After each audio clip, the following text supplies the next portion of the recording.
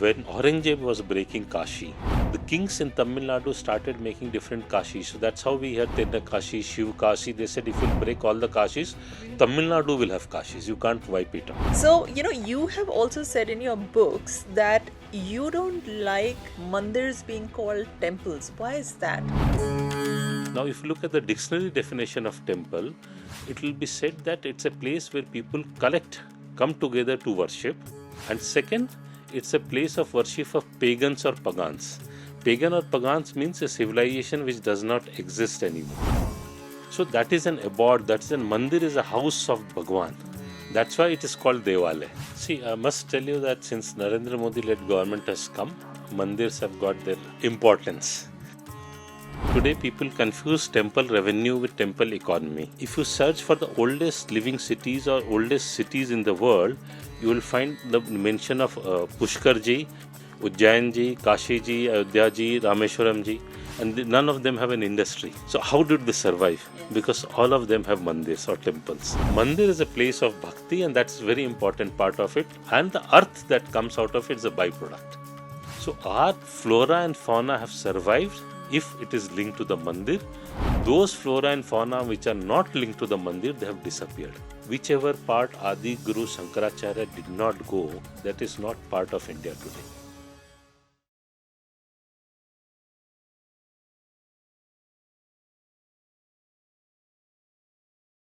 Namaste. My name is Neena Rai, and I'm the author of the books Amazing Ayodhya and Adbhut Ayodhya. And today on the power table, we have with us Sandeep Singh. Namaste, Sandeep ji. Sandeep ji is an author of 12 books, and today we will be discussing two of his latest books on temple economics. So I have with me Mandiron ke liye ek dashak, and the other one is Mandiron ki Arthvyavastha.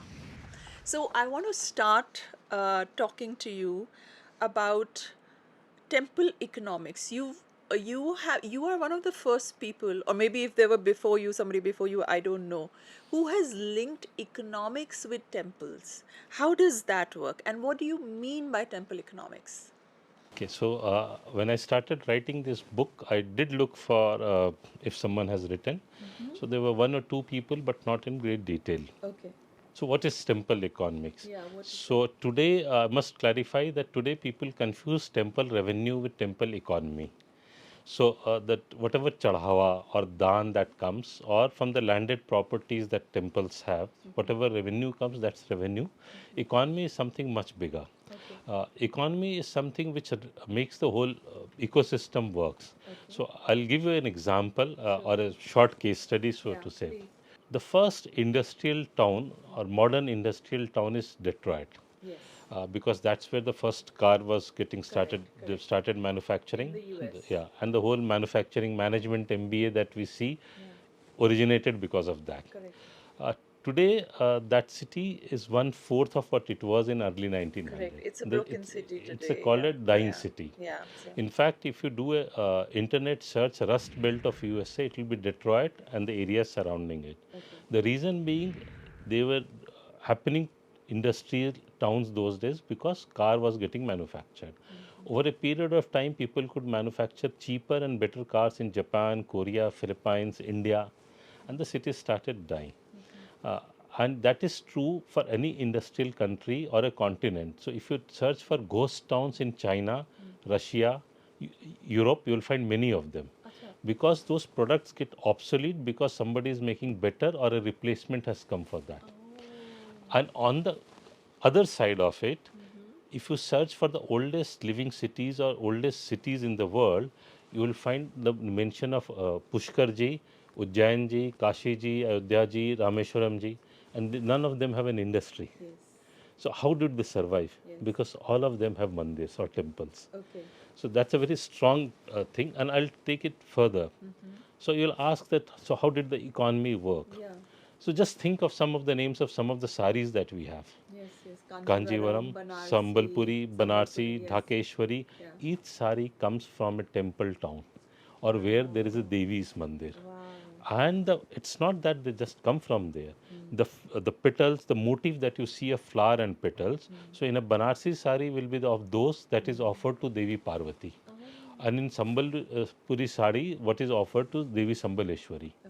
And if you look at the fall, you will find that the shikhar or the gopuram of the temples are there in the fall of all the saris. Yeah, you have a temple border.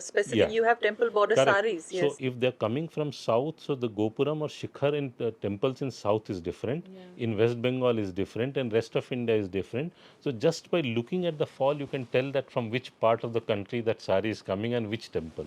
How lovely. So, and to tell you is that, and it's a whole 90-minute lecture I have on sari, but just to tell that how we may or may not have appreciated, but it was the Portuguese who appreciated it. Yes. In Goa, when they ruled for 200 years, they had banned wearing and weaving of sari because they said as long as people wear sari, they won't convert to Christianity because conversion was most Important for them. for them and the Yes. most ruthless one. Yes. And you'll be surprised, and we must appreciate the sacrifice of our ancestors. The weavers had dug basements in their home those days and used to weave sari, and the women used to wear sari only in the night. And imagine the sacrifice for 200 years, and that's how that has survived. And that's the importance. So, yes, temple economy exists. There can't be better example than looking at Varanasi or a Kashi ji, and the sari as a product. You know, in fact, you've raised a very interesting point. So, I am very fond of saris. I have a huge collection of saris from across India. And I know you're talking of Banarsi. I know that the floral motif, there is jungle, there is floral, all sorts of motif. Even Painthni saris are very beautiful. And in Painthni, you have to have a parrot. So, what is this? Would you be aware of the significance of the parrot? No, I haven't studied all You the haven't patterns, studied. Okay. but it will be linked to the mandir. That is for sure. For some devi or Yeah. devta. Okay, that's really wonderful. Okay, and so you obviously know a lot in detail about this. What was that, oh, or aha moment that inspired you to write this book on temple economics? Yeah, so there were two things which made me write this book. Actually, I'd written about it in my second book way back in 2010, two-page on temple economics. Friends used to love it. They used to ask me to speak on it. But during COVID, two interesting things happened. Tamil Nadu government said that all the mandirs in the state should submit X amount of crores to the state exchequer. What? So neither the central government said there is a shortage of money nor any state government, They were. but they wanted that. And the surprising part was that some of the Hindus also said, yes, why does Mandir need money? But thankfully, some people went in the court and the government had to withdraw that Adhyadesh or ordinance. So that was one of the reasons. And second was more interesting. We all know that people walked. People walked from Bombay till Gorakhpur, which is by train 1600 kilometer. By road, it will be 2000 kilometer because railway tracks are straight. People walked further. Some went till Bihar, and they walked from all parts of the country. I was wondering that what gives that confidence that I can walk so long. And they did not walk alone. They walked with their wife, they walked along with their kids, some with parents and some with their animals also. Yeah, we saw the videos. Yeah. Yeah, they were all And walking. barring 3 or 4 people who unfortunately died in a train accident, rest everybody reached home safely. Correct. There was no instance that somebody was looted or any kind of threat or harassment. Correct. So where does this confidence come from? So I have a lot of friends who run marathon. I asked, are you willing to walk such a distance since you run marathon? Yeah. And everybody backed out. Yeah. So and then I realized, started thinking that confidence I can walk from Bombay to Gorakhpur safely with my family. There will be somebody who will give me shelter. There will be somebody who will give me food. And obviously he was banking on the mandir. And what does he gets guts to walk that along? Because we do teerth yatra. We walk in Amarnath yatra. We walk in Vaishno Devi. We walk in Pandarpur. We walk in Sabrimala. We walk in Ganga Sagar. So pan India we are used to walking. So that's the significance. I said I must tell this. Where does this confidence comes from? And even the Narmada, Parikrama. Parikrama, we have all these parikramas Correct. wherein people are Saat Kosi walking. Parikrama Yes. and all those. And for teerths, we climb mountains, we go here and there. So just imagine the importance contribution of mandir in a very subtle way. What I really like in the way that you presented this is that this is an obvious fact. we're all aware of it. We know, I have It myself. happened in our front of our eyes. Yes, and I have observed this. Also, we know that we walk and go to these places, but to be able to put two and two together and to understand this is the reason they were able to walk without any fear, that's the genius of your work, I would Thank you. say. Okay, so you have also said in your books that you don't like mandirs being called temples. Why is that? Yeah. So if you look, if you ask where does a Christian goes for prayer, he goes to church. Yeah, A Muslim goes to a mosque. yeah, A Jew goes to a synagogue. yeah. A Hindu goes to a temple. Now, if you look at the dictionary definition of temple, it will be said that it's a place where people come together to worship. And second, it's a place of worship of pagans or pagans. Pagan or pagans means a civilization which does not exist anymore. We are a living civilization, and I'll give you example of that. People still stay in Egypt, but they don't know who built pyramid and why it was built, and they can't build another pyramid. They can't. We have many temples or mandirs in this country which are older than Egypt's pyramid, They are. Brihadeshwar Mandir, and we can build similar mandir in the same format. We built Ayodhya without cement and iron. That's how Brihadeshwar Mandir is built. So why we could do it? Because that knowledge has been passed down to us generation after generation after generation from thousands of years. We are a living civilization. One. The second, when we make a temple or a mandir, we put a statue there, and then we do pran pratishtha. That is, we invite God to come and stay there. Correct. So that is an abode. That's a mandir is a house of Bhagwan. That's why it is called Devalaya. So it's not only a place where people collect to worship, but it's a house of our Bhagwan. So if we can't call it by correct name, then what kind of Hindus are we? Yes. So we can call it, if you want mandir, call it Devalaya, or if you're in Tamil, you want to call it Kovil, but it cannot be called temple. Correct. And it is a basic correction that we need to make in our vocabulary. Absolutely. And in the story that you just told us, I did a course on temple architecture. And from one of the my teacher was one of the most erudite temple architects of India, and he said that temples today. I mean, he wasn't very happy with the way temples were going today, but he said something very interesting. We are constantly given this narrative that we live in this some kind of a terrible patriarchal society where women have no role and women are oppressed. He said something very different in the course. He said that it is the women who were keeping the data of the temple safe, how to construct, how to do this, how to, it was the job of the woman. And he said in his home, his grandmother, his mother, they would have these jars and they would keep the documents there, and it was their duty to teach the younger children on how it was to be done. And they Wow. had, it was beautiful. And and so that the living civilization, the way it is going to the next generation, is not through training as much as it is imbibed at home, and the teachers are the mothers and the grandmothers. I thought that was very absolutely wonderful, and that conversation just reminded me of that. One of the things that we come across with temples, like you've just said, calling them temples, and where people just aggregate, critics dismiss these temples as just religious sites with no economic value. How do you counter that narrative? Well, I just give an example of Detroit and Kashi and Ujjain, but let me add more to it. Yeah. In our country, earth is linked to dharma. Yes.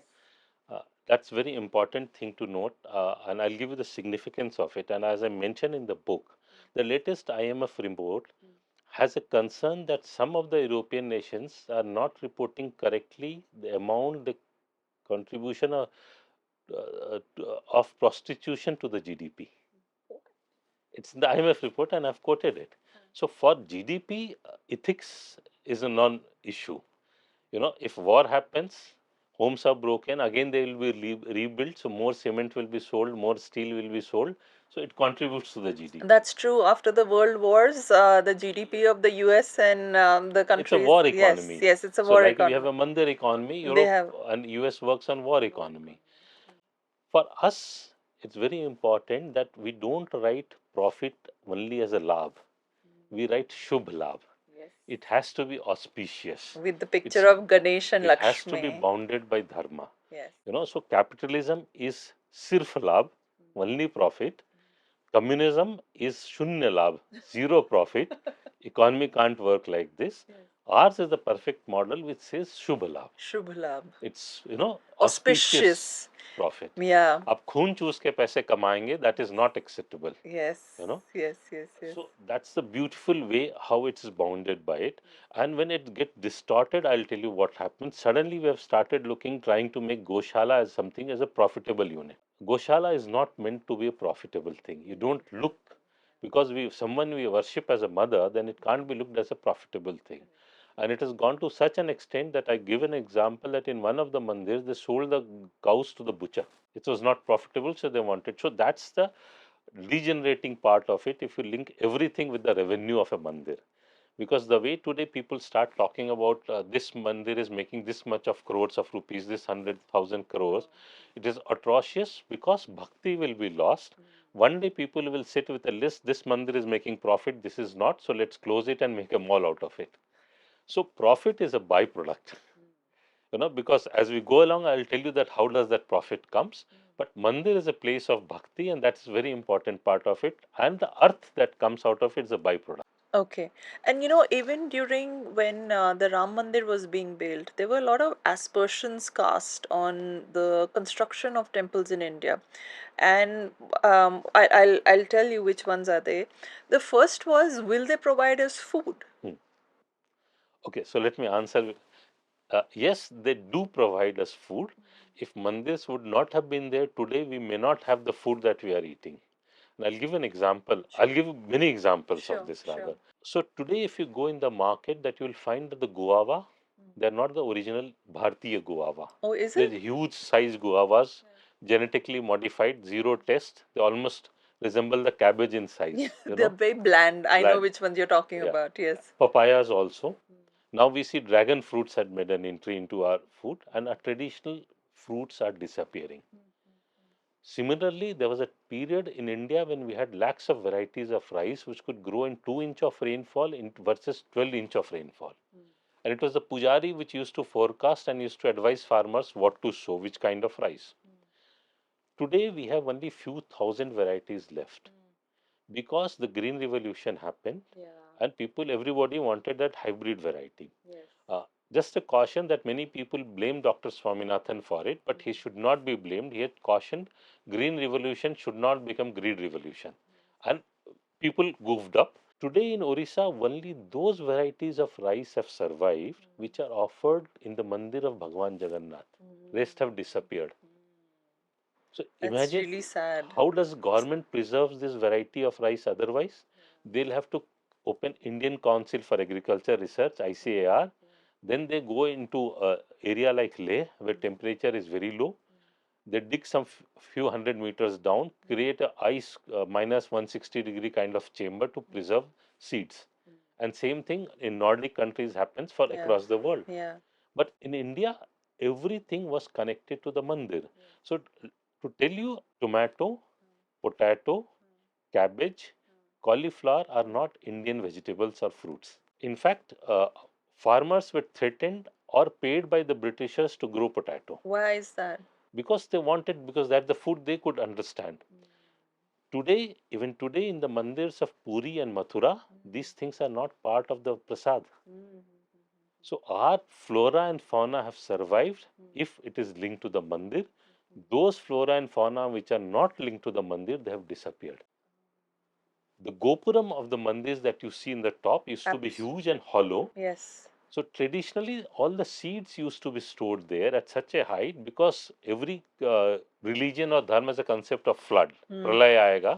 Correct. So in that case, it is stored at such a height that all those people who will survive, they will be again start cultivation because of those seeds. In fact, Puri is made according to that architecture, right? There are these steps that go, and when the flooding happens, is that the same temple? Are you aware of that? I'm saying in any mandir. In any mandir. Any mandir across the country, the gopuram was the place, and every 20 years those seeds used to be replaced. It was such a beautiful way of preserving seeds. Now coming to another example of it, you would have heard of that chickpea, cowpea, chana dal and all. Yes. Uh-huh. So when British came to India, they could relate to rice and wheat. They could not relate to bajra and jowar. So they called it motar coarse meal. Even unfortunately, government records are like that. Today, government is promoting coarse meal. Yeah. And similarly, they could not relate to chana dal, arhar ki dal, moong ki dal. They called it cowpea, chickpea, horse pea, all those kind of stuff. They survived because we needed besan out of chana dal to make besan ki laddu to offer it to the Bhagwan. Otherwise, we would have lost all the lentils. And that means, as a citizen, we would have lost our carbohydrate and protein intake. Yeah. Then we would have been told you must have egg or a non-vegetarian food. It would have changed our whole civilizational culture. Correct. So that small piece of laddu that is being offered has whole our civilizational culture. Yeah. So yes, Mandir do provide us our food. You know, that that's something that's very interesting because even today they float this narrative that if it's not egg, you're not getting enough nutrition. Even though in makhana you can get the same nutrition or more. You know, it has more. I mean, I was reading somewhere that makhana has more nutrients and amino acids than eggs. Everything that you eat. That's why I said the threat is that if mandirs will not be there, we'll lose our traditional food items, which are suitable for our body and for our atmosphere and the weather condition. And what do you think of this narrative wherein people say that you should build a school or a hospital instead of temples or a library? Yes. That's just ridiculous. I'll I mean, just read out a figure for you for yeah, this. please. We all know Yeah. number of hospitals being run by ISKCON, number of schools run by Chinmay Mission. They are an extension of our mandirs in a way. And mutts are also an extension of our mandirs. So I'll give you just example of one mutt, which is Sri Taral Balu Jagat Guru Brihan Mutt, which is in Karnataka. And just note down the number of institutes they run. High school 79, pre-university colleges 15, vocational courses 7, D.Ed college 3, degree college 5, B.Ed college 1, BP-8 college 1, polytechnic 1, engineering college 1, Sanskrit and Ved Pathshala 4, nursery school 11, primary school 12, CBSE school 2, hostels 57, destitute home 8, Anganwadi training center 1, and religious center 11. That one mutt is running. So you can't run those many places after you start one school. But you make one mandir, they can start hundreds of educational institutes. It's just that we have become so blinded to our surroundings that we don't realize that Aurobindo school, Chinmaya school, SCON school, you name it, Satya Sai school, the DAV school, Dayanand Anglo, with all of them have their roots somewhere in the mandir. That's where they're coming from. So you make one school, it will take some 50 years to maybe 20 years to build another school. You make one mandir, it can create 10 school in 10 years time. I think that is why they are targeting the mandirs and the Yes. money of the mandirs, right? Yes. Because it's ultimately you can't. They have tried killing people, and killing people did not finish off the civilization. Yes. So one of the things that I noticed is that they started targeting the temples, the temple revenue. First the Islamic invaders did, then the Britishers did. The Britishers were slightly more smart about it. They said that the kings are not the main beholder or the main people looking after the temples, which is the way it was always traditionally, and they took the temples away. And basically, in taking the temple away, they took the revenue of the temple.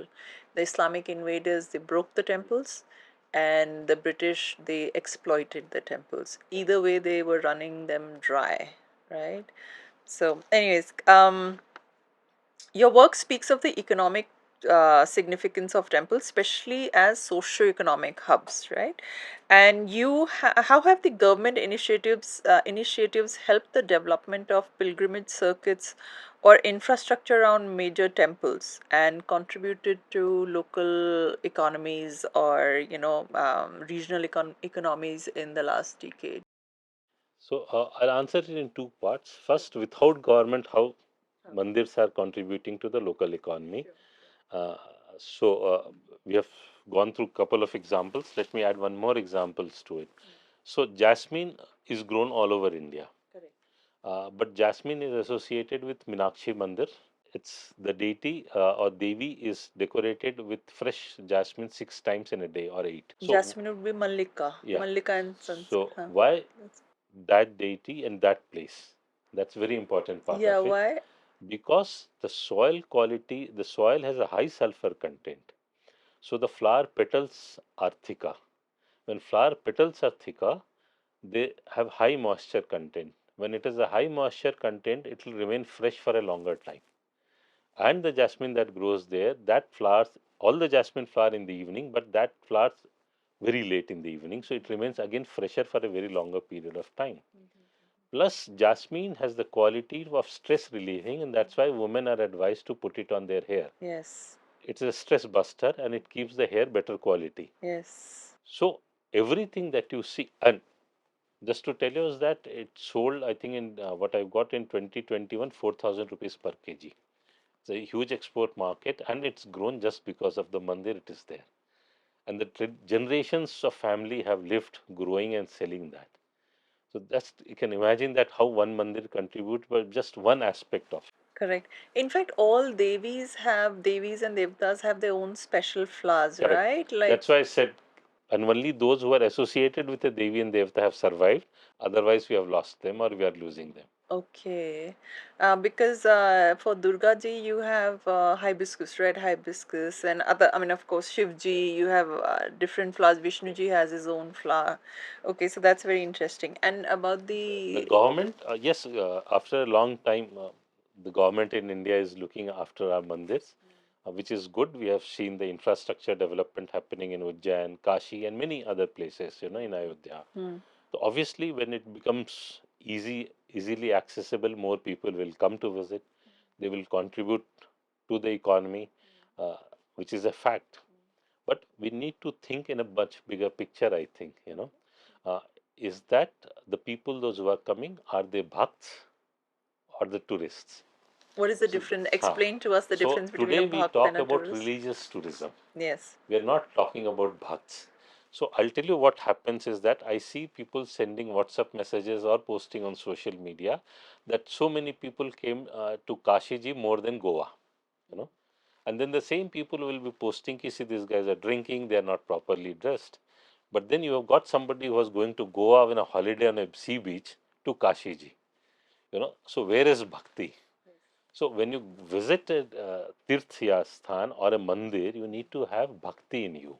You are on religious tourism or you're on a social media post You're tourism. not on a You're pilgrimage. not on a pilgrimage. Pilgrimage is that you keep your work aside, Yeah. you go, you stand in the queue, you interact with the people who have come from different parts of the Bharat, you understand. Today we might see Ramayana, Mahabharat on television, but earlier days, if you go on our ancient mandirs, it's carved in stone. Yes. And then you sit with the Panditji there and do satsang. You ask him, you understand your scriptures, your granths, and not from somebody like Devdutt Patnaik. Yeah. So you come back understanding what your dharma is. Now that is completely missing. And I'm not against five-star hotel in such places. So when a five-star operates on a Goa beach, you will realize they don't have carpets. See, reason is very simple because when the tourist is coming from the beach, he'll carry the sand and will spoil the carpet. You're right. There are no And carpets in people Goa. accept it. You need to have a Panditji come and have a satsang and a bhajan, just like you have a yoga instructor. And I'm glad that last week I read that in one of the places where Jain Mandir is there, Taj is going to be operating there, but they won't be offering liquor.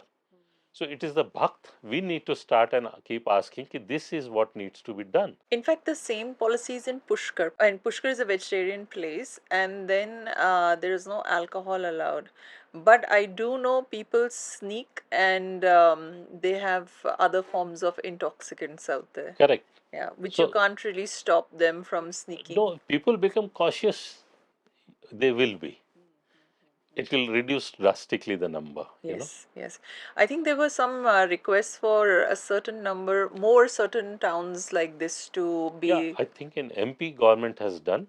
In all the places where the important mandirs are there, liquor will not be served. It should be like that It should be because, like that. in fact, liquor should not be served, and also meat. Yeah, Because I was watching online on some TV channels or YouTube that somebody had gone to Rishikesh, and right where they were bathing or they were getting in the water, somebody was, not a Hindu, was right above the water chopping meat yeah, and throwing the waste in the river and washing the meat in the river. That's sacrilege for us. correct.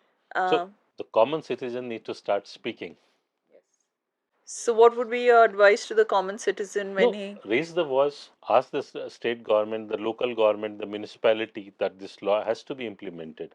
Now, everything can't come from top always, and people from Bombay can't go to Haridwar to advocate for them, or from, Bhubaneswar to, say, Calcutta to advocate. Each city, each locality will have to speak for it's their dharma. Is there there?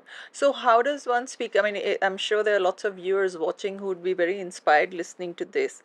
How does one speak up so that the voice is heard? Today, when people want their voice to be heard, they go on Twitter, they tag the municipality or the minister, and then they say, "Look what is happening. We don't like this."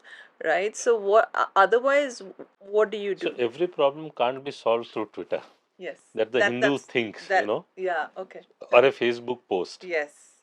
or a social media post. They are important, they have their role for creating awareness, Correct. but they should go and meet in person to the local police station, local SP, district magistrate. If there is a municipality, the municipality head, whoever is there.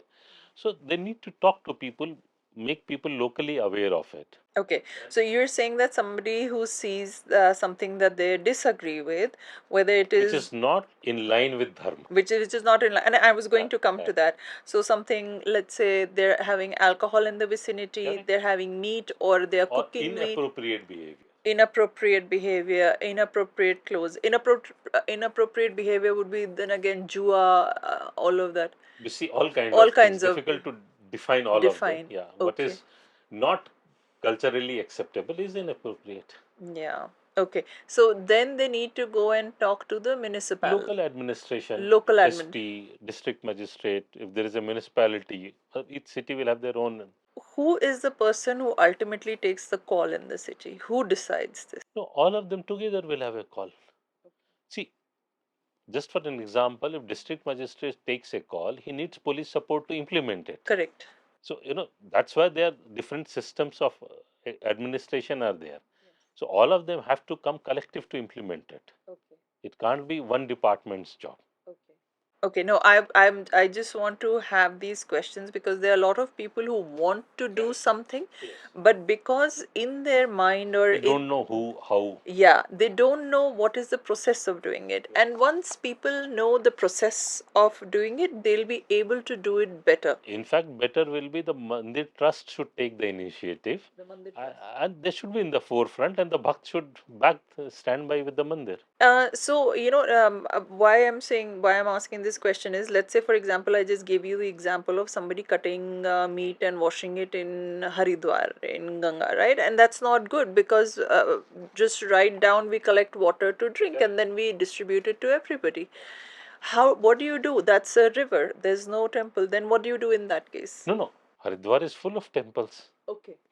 All the big sadhu saints are there. उनके अखाड़े हैं, उनके अपने अपने मठ हैं. There are so many of them. Any one of them can take this. Any one of And them. even if they are not, an individual can start a campaign. Okay. There was a campaign that was started, I mean, more or less like an awareness campaign. They did it online. But I'm sure that the viewers who are watching after this, they'll feel a bit more empowered to, sometimes you just need that little spark to Correct. get The things trigger. done. Yes, the trigger and some visualization of the path to be taken. Correct. Agreed. Right? So then that becomes the, initial spark to go ahead. Now, we recently had the Kumbh Mela, the 2025 Kumbh Mela, and keeping in mind that there are two more Kumbh Melas coming up. One is the Haridwar, we were talking of Haridwar, so we have the Haridwar Ardh Kumbh, March 27, and the Nasik Triambakeshwar Simhast Kumbh, July August 27. what do you think of these? What are your views on these? And and also because we've done the economic part of it, so you can tell me, um, the 45-day Kumbh Mela that we just had, it contributed 3 lakh crores to the economy. Please give me your views on this. I want to discuss this with you. Yeah, see, it did give, 3 lakh crore. It could be plus minus here and there, very little amount. Uh, I have something more important to Please, talk yeah. beyond money.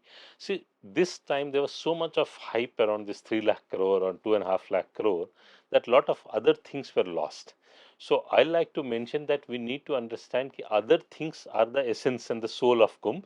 Again, as I said, money is the byproduct. So Kumbh is a huge astronomical event, Yes, of you course. know. Yeah. So we need to understand it tells us a lot of stories. Just to tell you is that uh, it tells us that how great our ancestors had understanding of movement of different planets, right? Mathematics has come from astrology. Yeah. Yeah. So that's why I was coming to is that you cannot do the calculations if you don't have a good mathematics, right? Now, in the world of mathematics, there is something very interesting called Maths War 1 and Maths War 2, just like World War 1 and World War 2. So, when the concept of zero first came, uh, the Europe could not accept it. It took them almost 500 years to accept it. The reason is that zero is something huge philosophically which we don't pay attention to. So, whether it is empty or it includes 1 to 9. And similarly the next came from what we today call Kerala School of Mathematics and from Aryabhatta, the integral calculus, which is 0 to infinity. If you can't conceive of 0, you can't conceive of infinity. So you can't understand integral calculus. So it took a church another 300 odd years. While in India the oldest inscription of church is found in the anywhere in the world is in a temple or a mandir in Gwalior. Okay. And because the mandirs were center of education, gurukuls were there, the science was there, the zero came from there. And just imagine that if you don't have a zero and a understanding, if I ask someone to write 10,587 in Roman script, how easy or difficult? So that is why even though Romans were a great civilization, they could not do anything in astronomy. And if you don't have understanding of astronomy, you won't understand latitude and longitude. And if you won't understand latitude, longitude, you can't do navigation. So that's how we're so ahead in navigation. So if you go to Somnath Mandir, there's a pillar which has an inscription which says from that point to Antarctica in a straight line, there is no landmass. Now, Antarctica is, South Pole. yeah, of Now, course, it yeah. means that somebody not only traveled to South Pole, he came back alive to tell this. And two more people must have gone to verify it. In fact, And in even yeah, today, yeah. going to Antarctica costs you more than going to moon. That's the kind of preparation you need. And we had such mandirs which had levitating magnet based murtis in all the coasts. So we had Somnath, Konark, and the one in Tamil Nadu which is submerged in the sea.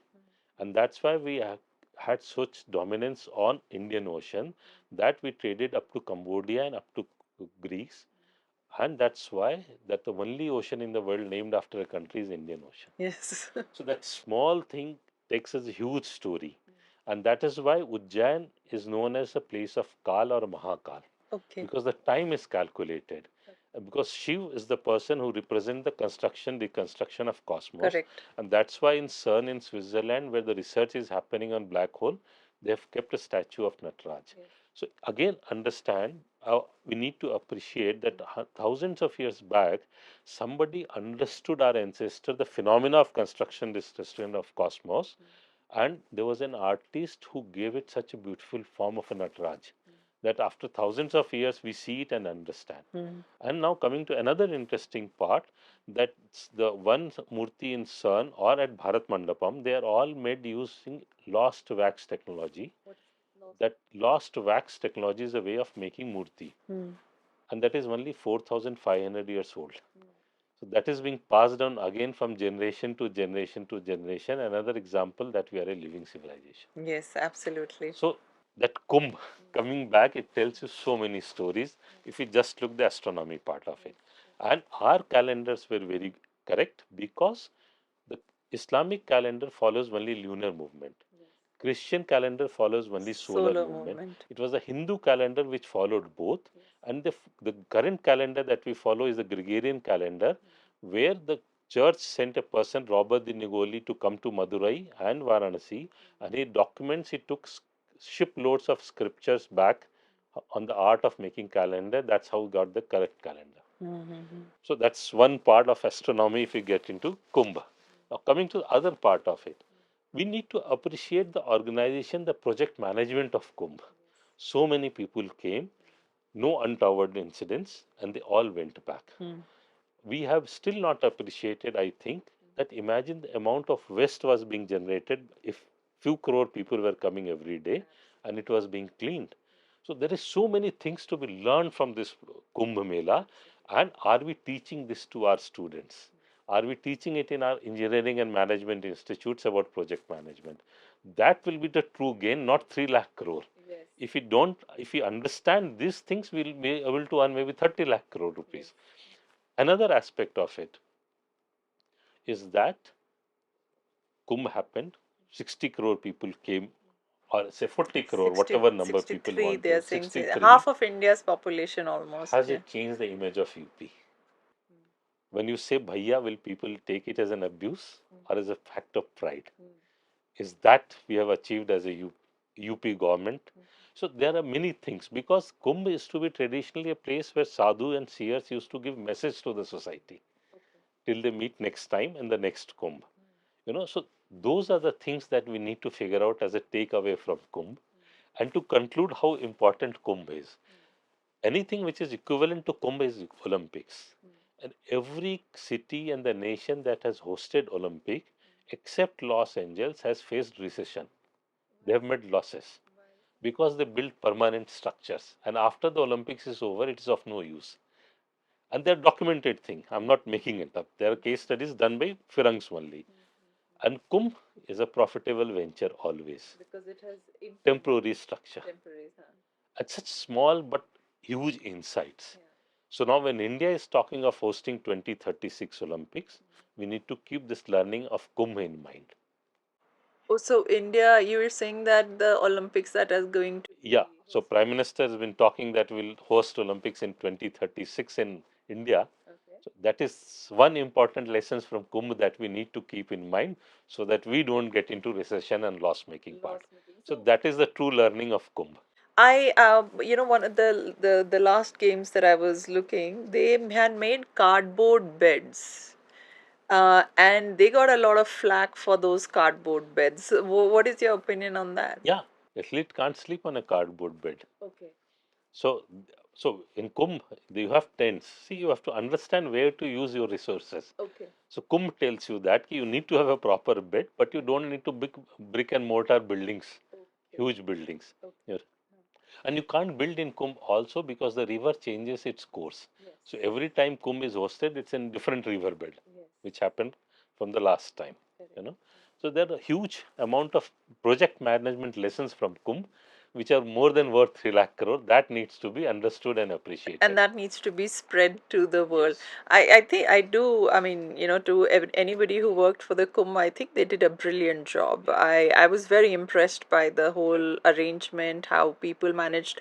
And I was watching one of these sadhus or one of the mathadhish, I don't remember exactly who he was.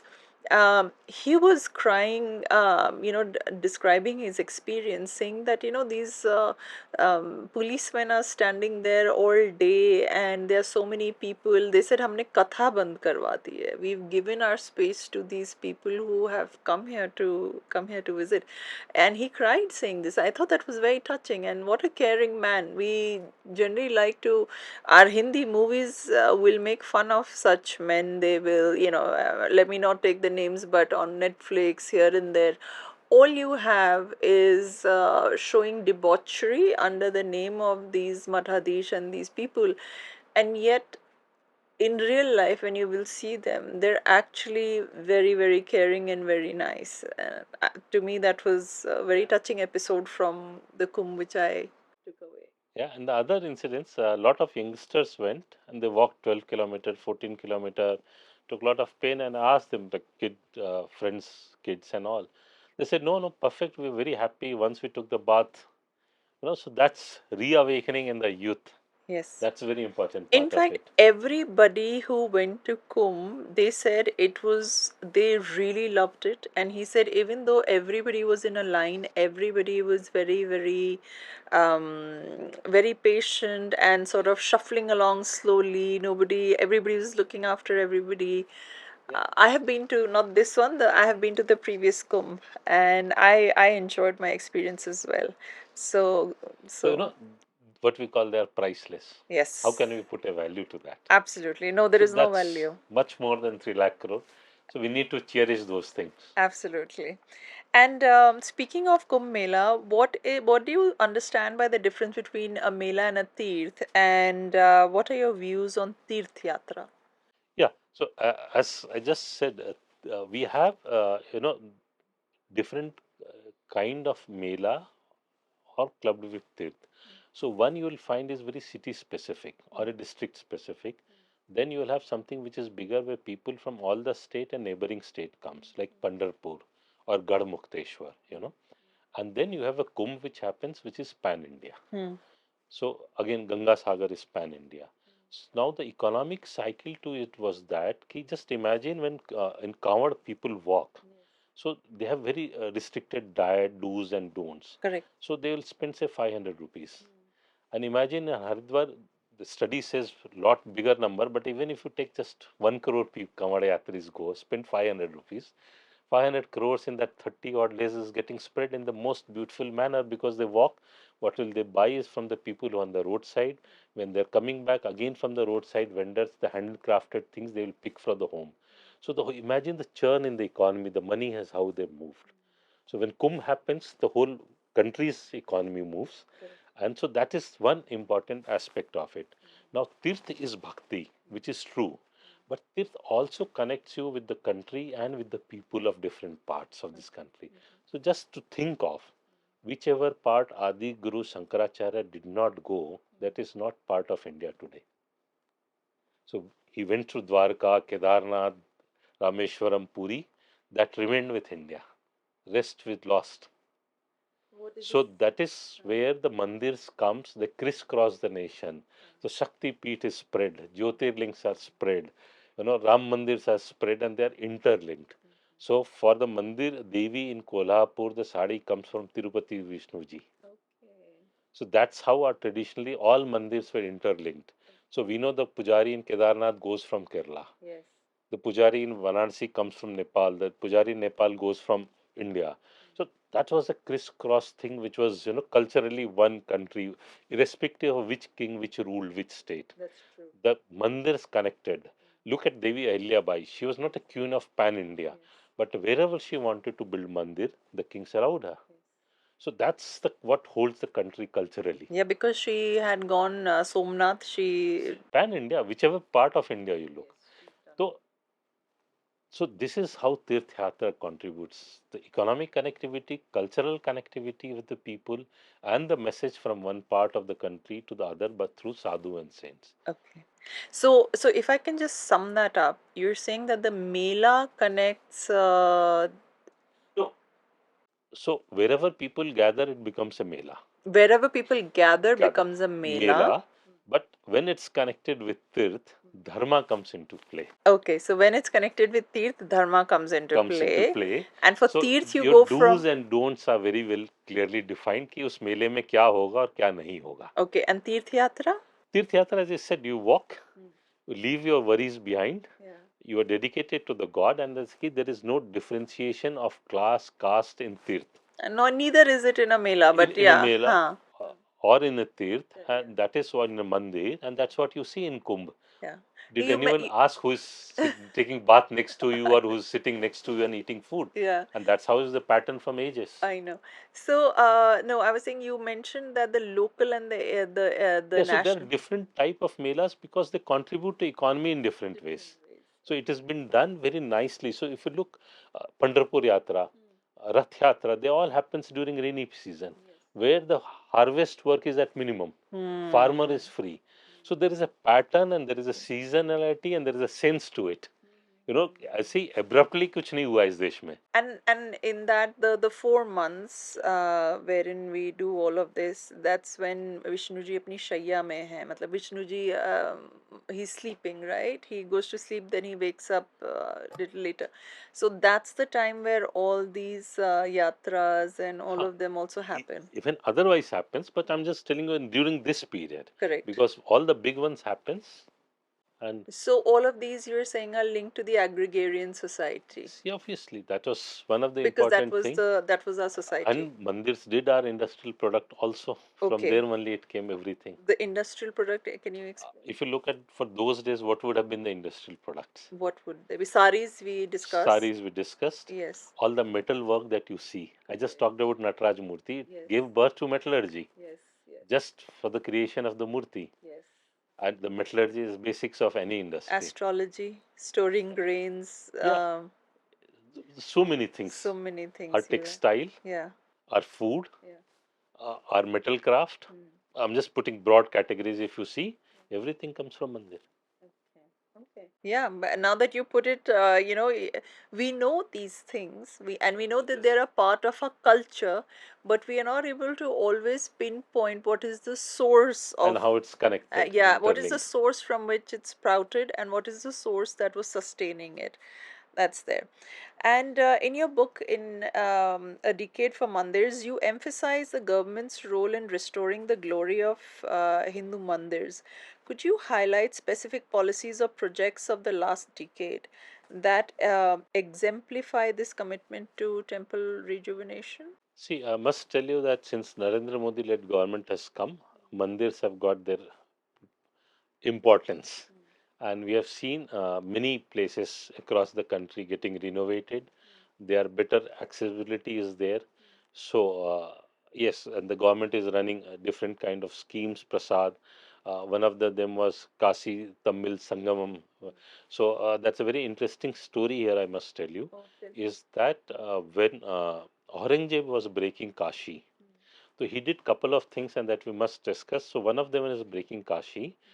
The kings in Tamil Nadu started making different kashis. So that's how we had Tenda Kashi, Shiv Kashi. They said if you'll break all the kashis, Tamil Nadu will have kashis. You can't wipe it out. How beautiful. The second part is that he had wiped out all the Brahmins from there. That's true. So Brahmins from Andhra and Maharashtra went and settled. Yes. The third part, the Hindus, those were left, Aurangzeb said either they will convert or pay jizya. So chances are very high that they would have all fled. So there would not have been any Hindu left in Kashi. So a king from Karnataka paid jizya on behalf of those kings to Aurangzeb. So when we see Kashi, it is a pan-India thing where people have always come together and stood. So normally we say कि क्या हो रहा था when Mandir was being broken. So yes, it was not that others were not acting on it.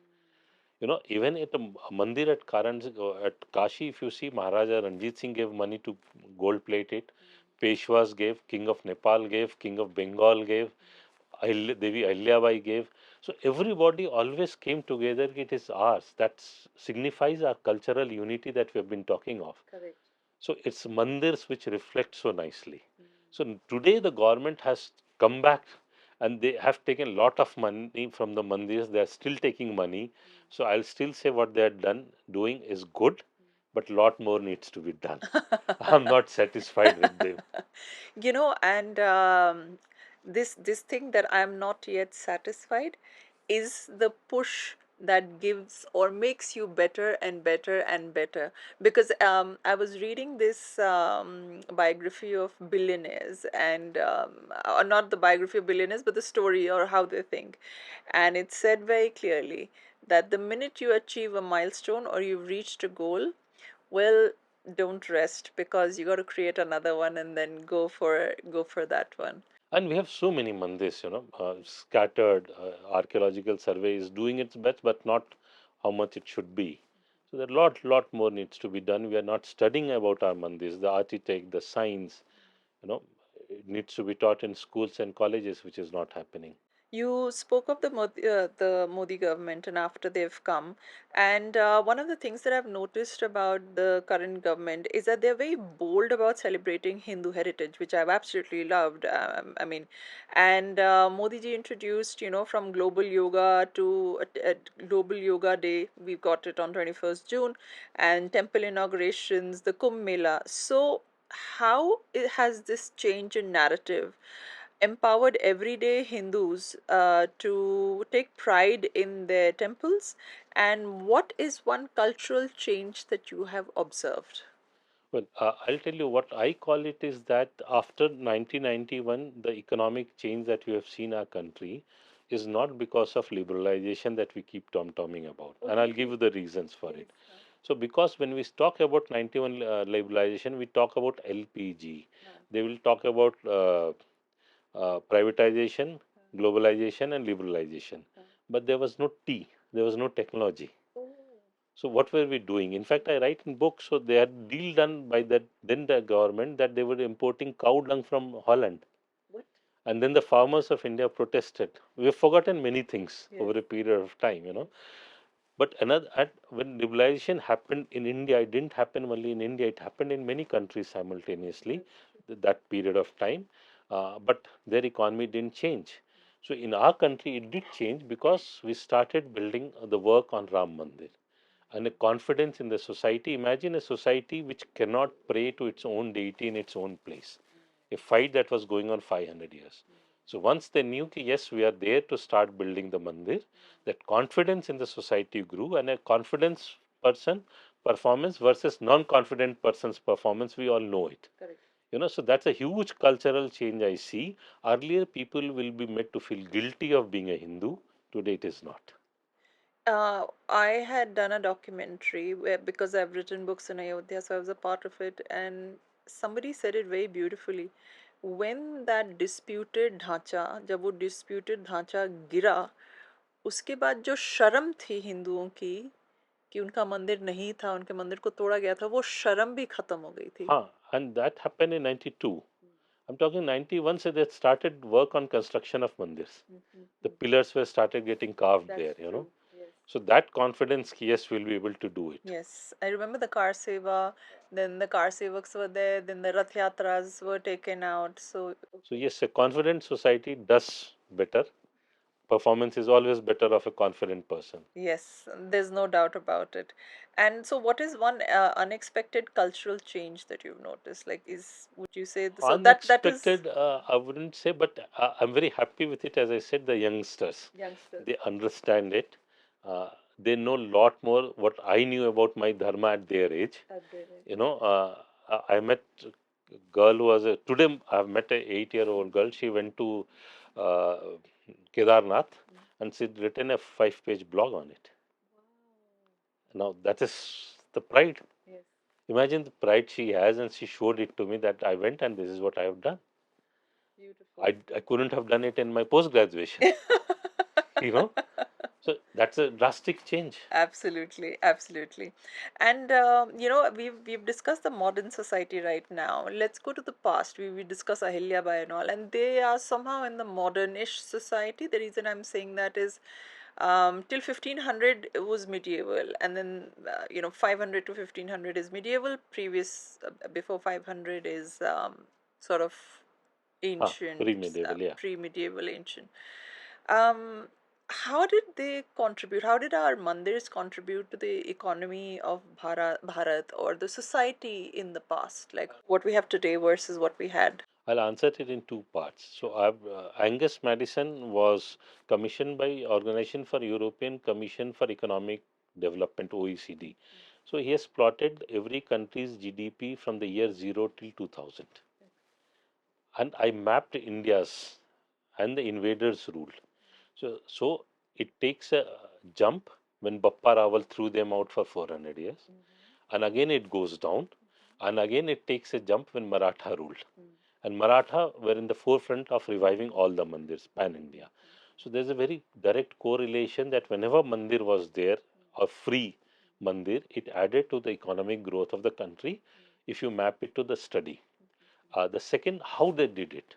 Now, Just to give an example, is that if there was a land which was not worth cultivable, not worth harvesting, that was given to the mandir. Oh, Mandir was the startup actually. okay. Mandir will provide for irrigation, for fertilizer, and once the land became fertile, it was distributed among farmers. Wow.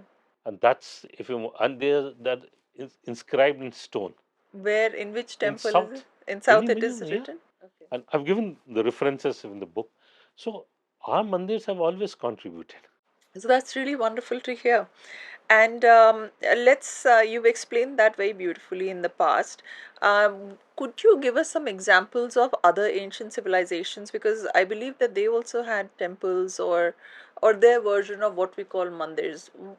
Can we compare to what they were doing versus what we are doing, what they did right or wrong, and what we have done right or wrong? I haven't studied them very frankly. The second part is that from ancient, if you talk of Greco-Roman, they don't survive. Mayan don't survive. I talked Egyptian civilization hasn't survived. So obviously they were not doing something right. We have survived. It means we're doing something correct. Okay, I had an insight on this. I was watching somebody say this, and they said that the reason they didn't survive is because we put emphasis on making people remember and learn about our culture. For example, the Vedas, we have to learn it by heart, right? And they were more focused on grandeur and making of grand buildings and not teaching their people, not teaching or not imbibing the correct studies to their people, making them, like for example, the Vedas.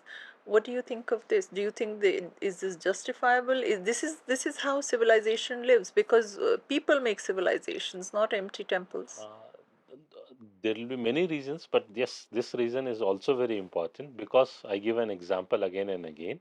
Because our mandirs have been looted by the invaders for a long period of time, and all kind of invaders, right? And look at the people who looted our money, took away the wealth. What is there? They're still living in the life of invaders. Afghanistan, go any part of it from wherever the invaders came. Pakistan, you know, after looting wealth, you don't become wealthy. You need to have wisdom for it. So our weakness is that we have a wisdom to create wealth again and again. We have not been able to use our wisdom to preserve our wealth that we generate. And I keep saying this time we should not make this mistake. We need to create that power within us along with that wealth to preserve that wealth for us and our progenies and our future generations to come. What would be your suggestion to preserve that wealth? You need to be powerful. It need to be mighty powerful so that you can rage a war if required. You should be able to fight back. Khali, only making money is not the solution. And the knowledge has two components. So what we are traditionally is what? Shastra and Shastra. Correct. They go together. Somewhere we kept the Shastra, we forgot the Shastra. And that's what needs to go back. That's very important part of it. And Otherwise someone else so will be discussing how Hindu civilization was lost correct. after a few hundred years. No, in fact, I had an episode, and wherein the same genocidal monsters who wiped out all the civilizations now come and discuss the this noble savage that lived before, and they show some kind of fake empathy to the people who lived before them, now who are in the museums. I find it extremely hypocritical. And then today they come up with questions like, oh, where did these intelligent people vanish? Look what they created. Well, you destroyed them, didn't you? And now you're here trying to, excavate and learn about the civilization, the same civilization you killed, because they did not match your idea of one god and one book, right? So I find that very hypocrite. And thankfully, we are still not in museums. And I think this is one of the reasons that they target us most.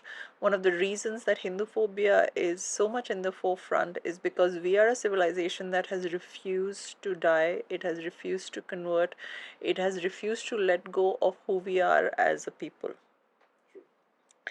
And so we discussed the past, the temples, and all of that. Now I want to discuss, and I want to know your opinion on our mandirs and the other temple or pilgrimage sites across the world. What is your opinion on it? How are we doing versus how are they doing? What is. Uh, I haven't studied and I don't go there because why compare? But even if you compare, I've given some case studies, is that other places of worship take a hit when there is a recession. Ours don't. How does that work? Because, as I said, the mandirs have their own economic model. Yes. Others don't have. Yes. You know, and just to reinforce my argument, Yeah. today Mamta Banerjee is building a Jagannath Mandir, Mm. and Telangana government built a mandir because after partition Tirupati went to Andhra Pradesh. Mm. So they have built another mandir on a hill just so that it can generate that kind of revenue for the state.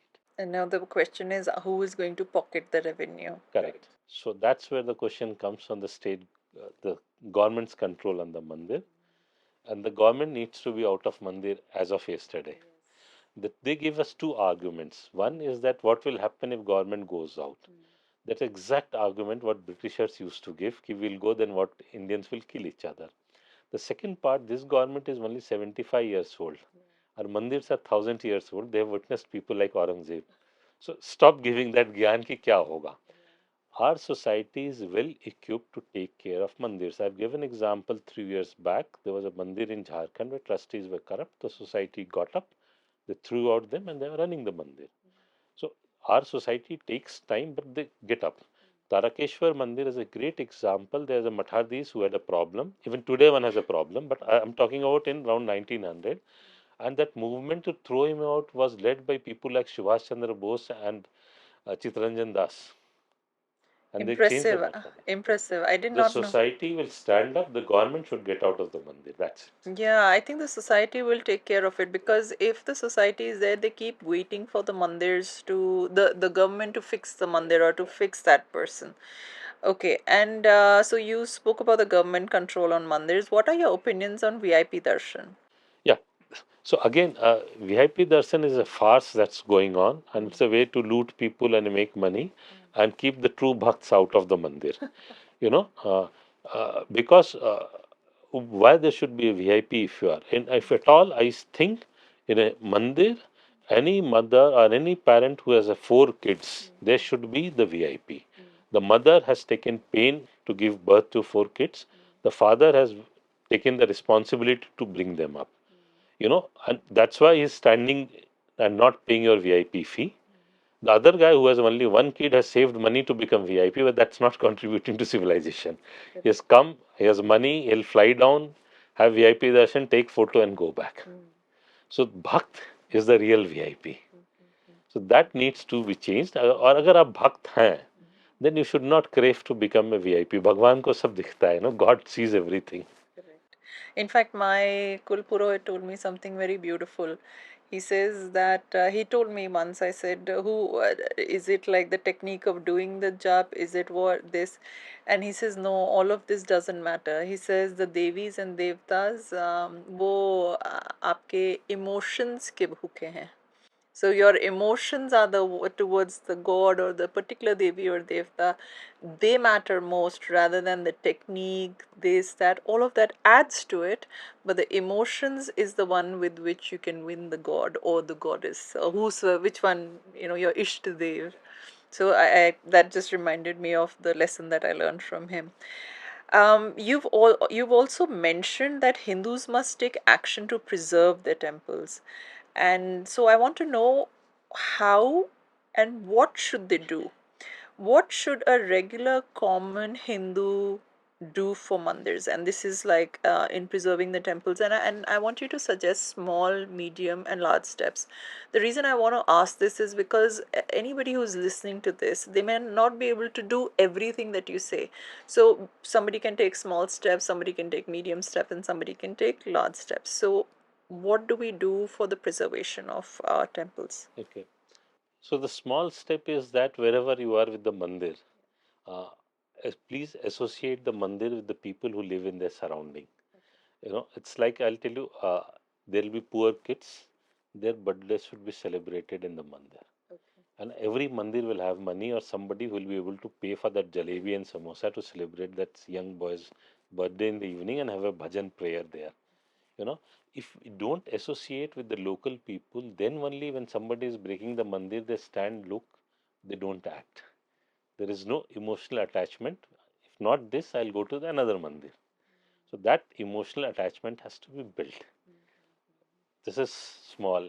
Moving to medium, there are a lot of initiatives being taken, like Indic Collective or India Pride Project, where they get all the stolen statues or mandirs from the outside. So, in the locality one stays, they must click those pictures, the mandir's picture, and document it properly. If any harm comes to that murti or the mandir, then we should have an evidence. We take pictures, but not with this angle. So when you go and take your selfie, take some pictures for the preservation of mandir and the murti also. How do you deal with, certain places where they don't allow you to take the pictures of the deity? Like many places, they don't want the camera in the temple. Then how do you deal with that? So even if so, at some point of time, archaeological survey would have taken those pictures Okay. and they sell those pictures. Then take and preserve it, because when they need, archaeological survey may not find those pictures. So it should be documented in several places. It's a very easy task for people to do. Yeah. And the bigger thing is that yes, look at the people are looking at mandirs. They are there hidden in different places, fighting legal cases. Or if somebody is fighting a legal case, please go and stand by him. The moral support is very important, not always financial. Just stand by him. So those are the other things that we need to do. Yes, yes. Okay. So those are very nice steps. Now, after preservation, if every listener could do one thing to support the temple ecosystem that you envision, whether it is visiting a local mandir, donating, advocating for policy change, what would you urge them to do? So I tell everybody, and that's why the name of the second volume is the Decade for Mandir. So what I urge people is that doesn't matter whether you are male, female, you are rich or poor, you are 60 years old or 70 years old or 20 years old, commit next 10 years for Mandir. Just next 10 years of your life. And I've listed many things that one can do, but the smallest thing that one can do, I urge always, is that please every Hindu must visit the nearest mandir every day. That's the easiest thing. If 50, 60 crore Hindus start visiting mandir every day, our rest assured, our most of the problems will be resolved. We just need to visit, nothing more. And I'll give a classic example of it. So there was a British officer in Madurai. His office, between his office and home, there was a Madurai Mandir. So he used to cross the Mandir every day twice. So he will take off his hat and bow his head. Though he wouldn't enter the Mandir, he didn't follow, but somehow he respected it's a place of worship. He did it for many years. And then one night it was raining very heavily, and he heard the noise of a girl wearing a ghumru roaming in his house. So he came out to see, and the girl ran outside the house and he followed. And the moment he went outside the house, the lightning fell on the house, it burned and destroyed. And he said, it is the Devi who came to save me. I've heard the same sort of stories. It is in his book. It is in his book. And who is this person? I just don't You recall the don't name, recall but the then he name. donated 2 pairs of silver or gold slipper, which is still kept. So, what we ask from our Bhagwan is very different. What Bhagwan thinks for us and gives us is very different. Very different, correct. And if you just need to have a bhakti, it doesn't mean that you need to come to mandir inside every day. But he respected by bowing his hat removing his hat and bowing his head every day, twice, morning and evening. And that's what he believed. It's bhakti. You want to give credit, give. Bhagwan is not coming to ask you to give me credit for Correct, that. correct. That's very beautifully explained. I was, in fact, reading on this story, I was reading that I think it was the 1971 war, I don't remember clearly, that when they were in certain areas in Jammu and Kashmir, especially the ones where the Devi temple is there, they kept saying, and these are reports, these are unverified reports, and if it's verified, I wouldn't know if it is there because I read this on social media, And they said that when they wanted to bomb certain places, when they looked down on the towns, they could not see anything. All they could sometimes see is a small girl with a lamp. And when they tried to bomb that area, they felt that there was somebody who took it in their like dress, like a lehenga or a dress, and that it would just disappear, like it wouldn't blow or it wouldn't do that. In fact, in certain border areas, I know this because I'm myself an army officer's daughter, so we know that certain devis are invoked in certain places, It is and that shown in the has the movie Border, the Longawala Longewala. War. That is a fact that Yes. not a single bomb fell on the mandir or it bursted after Yes. falling on it. So in fact, even Chanakya talks of certain pujas and certain mantras to preserve and protect certain areas. In fact, before Chanakya as well, during the Mahabharat war, the Pandavas prayed to Bhairav, and they had brought the statue of the murti of Bhairav they had carried, and the condition was where you put it, you have to establish me there. So where their in Indraprasth, wherever their castle was, he came and he had to wait to get inside. I don't remember exactly what the story is, and he put it there. So the Bhairav temple is sort of outside the Lal Killa, or what, not the Lal Killa, but the old Pura, the Killa in Delhi. So these are small stories that I know of temples, and I thought I'll share with you. Um, in your book, you have a case study, which is Mandiron ke liye ek dashak.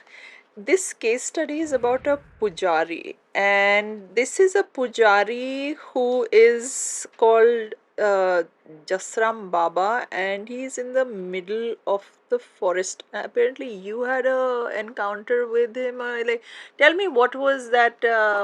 Okay, so we haven't discussed about the pujaris so Yes, far, and so and great to yeah, have it. yeah. So normally what we see is that people craving and complaining, is mandir mein, there's so much of money in this mandir and people are stealing it and there is a corruption, so they just talk about the mandirs which are in the city which are But making then money. the corruption is done by the officials. The pujari doesn't have the He, keys. yeah. So they forget about the lakhs of mandir which are in remote areas. Absolutely. You know, so these are the people who crib are generally have no connect with the mandir. This is what I believe. So this is about a book in the footsteps of Rama. So two people just walked, and there today nowadays many people are doing. They follow the path which Bhagwan Ram followed from Ayodhya till Sri Lanka.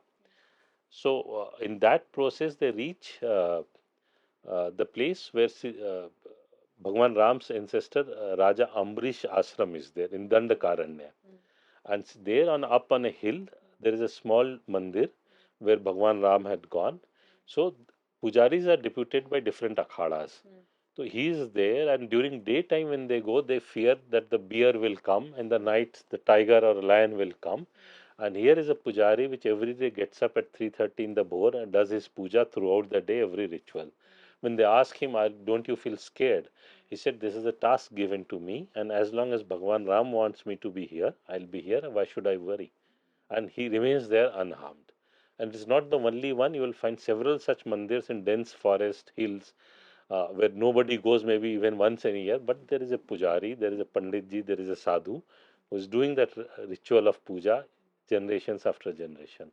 So we need to appreciate our pujaris a lot more than what we do today. Correct. I think they are the unsung heroes of Yes. dharma, right? They are we hear of the pujaris who fought with Aurangzeb. We hear of the pujaris who did some movement, but we don't hear of these pujaris who are keeping dharma alive in obscurity. Now, talking of Aurangzeb, there is this story that you've written. There is this part in your book that you've written about it was Hindus who had served Aurangzeb, And I found that very, very shocking. And you have mentioned that with this you have related to the fact that there are a lot of confused Hindus. Can you tell us about Aurangzeb's army and Hindus who were serving in it? And also, you have mentioned that the Hindus are confused. I want to know more about this. Yeah. So basically, what I say is there are a lot of things that we are told and we are confused about it. We haven't put enough thoughts onto it. It's like Atithi Devo Bhava. Now, if Atithi Devo Bhava was so true, Chanakya would not have fought Alexander. And most people don't realize what the meaning of Atithi is. The meaning of Atithi is a tithi, no tithi, someone who comes without a date. Correct. So someone who randomly has come to your house or without a date, or that is an Atithi. Otherwise, it's Someone known yes. who has come unannounced, not Yes. anybody and everybody. Yes. So that's how there are many confusions, and one of the confusions I say is that Hindus think that army, paramilitary, and police will come to save them always when there is a need, which is not possible in such a huge country. No, and with this such population, it's not Not possible. possible, and we have seen it. It's happening every day. Look around it. So we need to, as I said, we need to build that strength to protect ourselves. Building strength is not always about attacking or fighting somebody, it's about protecting also. And you also mentioned Hindu Dharma is just a way of life. This causes Ah, confusion. yes, and the other thing is that no, it's not a dharma, it's a way of life. So, dharma and religion are different, but religion is a subset of dharma. You can't regenerate saying it's not a dharma, it's not a religion, it's a Hindu way of life, and then anything and everything you push into it. Yes, they are pushing all sorts of narrative Yeah. into it. So that nonsense need to stop. It is dharma, it is a way of life, but yes, it's a framework. It has a framework which must be followed, and if you're not following it, then it's not Hinduism, it is not Hindutva, and you're not a Hindu. In fact, one of the most bizarre things that I have come across is saying that Hinduism also accepts atheism. Now, this is based on Charvak's philosophy. Charvak's philosophy has been popularized by saying loan lo, ghee pio. Like take a loan and I don't know whether it is attributed to him or not, but Charvak's philosophy is all about consumerism. It's not as deep as other philosophies, and it's all about the physical life, enjoyment, and all of that. And he is sort of an atheistic philosophy, right? They say it is accepted by us, but do you know in dictionaries, Charvak's anuyayi, the followers of Charvak, right? Have you any idea what they are called? I haven't met any. You haven't met anybody. Okay, so they're called Kundkit. Now, Kundkit in Sanskrit, in a Sanskrit dictionary, means an illegitimate child or a bastard. And a Kundkit, and specifically, if we come to Charvak and his Anuyayis, a Kundkit also means an illegitimate child of a Brahmin. The reason he's been given this title is because he's written an intellectual work, but most of Hindu Dharma is about astha. We are all astics, right? We are not nastics. So there was this push against this philosophy, and people did not, neither in the past except Charvak and his followers, and neither today do we people say ki, oh, I'm atheist and it's okay to be atheist. No, it was looked down upon back then, and even today we don't appreciate this kind of atheism. So what I'm saying is about this confusion that Hindus have. Then they keep saying, oh, we accept atheists, we accept this. No, so that translation is a problem. Okay. There's a concept of sakar and nirakar. Yes. So the person who doesn't believe in sakar, he believes in nirakar form of Bhagwan. Yes. So there is no so-called atheist in Hindu dharma. Yes. In fact, the Nirakar form, I would say that would be Ashtavakra. Would that be Ashtavakra? Would you think Ashtavakra? Because Ashtavakra speaks of the Nirakar form. See, the idea is that many people have spoken many things, right? If they were so great, if Charvak's saying, why we don't have his followers today? Yes, we don't have any Charvak We have, Anuyayis. so there are many people come with many theories. Now they have one stick to beat Hindus with it. It's like, so figure out one thing or second thing. So the guys who follow the, the preach about Charvak, they also don't follow Charvak fully. So that's so much of relevance of Charvak. Okay, and I'm going to finish this by talking about the deity in the temple. We've spoken about Astik, and we all are believers and followers, right? You have mentioned about restoring the murtis back to mandir and reclaiming the deity's rights. So restoring the deity back to the mandir and claiming the deity's rights. Can you tell us more about that? What Yeah, do you so mean by that? after independence, something very interesting happened in India. You will see that we know God's own country, Kerala is called, because the king there said, "Ki I submit my kingdom to the God, and I'll rule on his behalf." But that has been always the case in India. So in Jagannath Puri, the king clears the sweeps the Rath, the road before the Rath Yatra starts. Because he, from the time Puri Mandir was formed, they said ki we are Jagannath's Das, and different dynasties came. Nobody tried to change it, and that will be true for all the mandirs. The local king always said that the kingdom belonged to the deity. I am ruling on his behalf. After independence, our great secular government had a great enlightenment. They gave the same logic that the government used to take, the king used to take care, so we will take care, but they changed the small thing. They made the deity as minor. So they said the deity can't take care of itself now since deity is minor, and we will take care of everything. So So basically, it's such a hilarious for thing कि अब भगवान के मालिक बन के बैठ गए. They become Mummy Daddy of mummy daddy of the. Bhagwan. Yeah. So that's the hilarious part, and those are the small changes which kills Hindus and Hindu mandirs. Every day. In fact, you raised a very interesting point in all the royal families saying that they are the servers of the deity. And this is one reason that you will find names like, the name of a goddess and then Prasad, or name of the goddess and then Das at the end of it. Because everybody who comes from a royal family has a deity that they worship, and whether it is in Hindus, even for that matter in Buddhists, they believe the same. Because if you go to Thailand, there also they have the jade Buddha, the green Buddha, the jade Buddha, and they believe that if this Buddha is there for, then the royal family will continue. So that's the sort of protection that Buddha gives them.